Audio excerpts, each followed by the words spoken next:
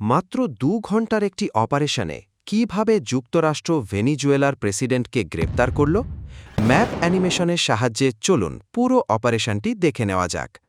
Operation absolute resolve নামের এই অভিযানটি মাত্র ২ ঘণ্টায় পরিচালিত হলেও এর প্রস্তুতি চলে প্রায় ২ মাস ধরে। প্রায় ১ মাস যাবৎ যুক্তরাষ্ট্র ভেনিজুয়েলার উপকূল কার্যত অবরুদ্ধ করে রাখে। সেখানে মোতায়েন ছিল ৬টি যুদ্ধজাহাজ এবং একটি বিমানবাহী রণতরী। এদিকে সিআইএর একটি ছোট টিম গোপনে ভেনিজুয়েলার ভেতরে কাজ করছিল।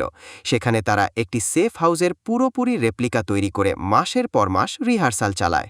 ৩ জানুয়ারি ২০২৬-এর প্রথম প্রহরে যুক্তরাষ্ট্রের সেনাবাহিনীর ১৫০টিরও বেশি বিমান কারাকাসের আকাশে প্রবেশ করে এবং ভেনিজুয়েলার এয়ার ডিফেন্স সিস্টেম নিষ্ক্রিয় করে দেয়।